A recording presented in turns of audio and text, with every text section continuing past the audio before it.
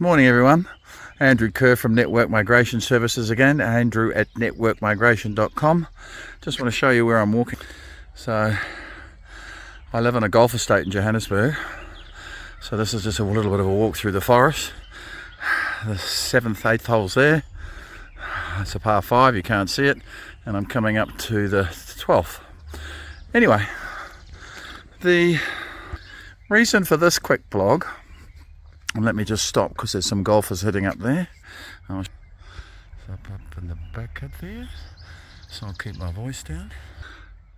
Anyway, the reason for this blog, I've done a couple of consults this morning, and the second consult I did is clearly looking around as to which agency he should use. He's a welder wanting to go to New Zealand, and he was consulted by an agent, I'm not going to say who, based in South Africa, but the person he consulted with wasn't licensed.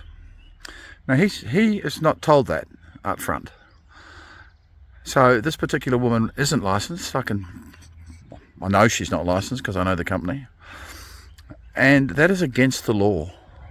Literally, that company breaks the law consistently. They get away with it. You know, they have been complained about, but they get away with it.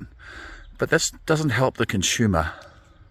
The consumer's the one that needs to know what's going on, and that is why the IAA, the Immigration Advisors Authority, is formed.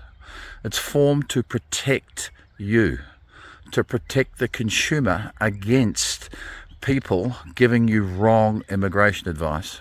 I've never in my career promised anybody a job from offshore. Sometimes you're in an occupation where we can say the likelihood of you getting a job offshore is extremely high, but you still can't promise it. And other times, of course, I do say to clients up front, you won't get a job offshore. You just don't have the qualifications or skill set to be able to get a job offshore. So at the end of the consultation, and this company is renowned for doing this, she literally promised this young gentleman that he would get a job while he is living in Durban. She promised it to him. How can you do that? Sorry, I'm just walked out. Here we are. Lovely hole, par 5. There's a golfers in the distance. How can you promise somebody a job? You can't. I mean, first of all, this gentleman is the one that has to conduct the interviews. You know, what if he doesn't interview well? What if he should? He's a lovely guy. But what if he doesn't?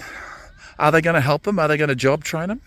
Are they going to give him assistance with preparing CVs and whatever? Maybe. Mostly not, because I know the company. But how can you promise someone a job?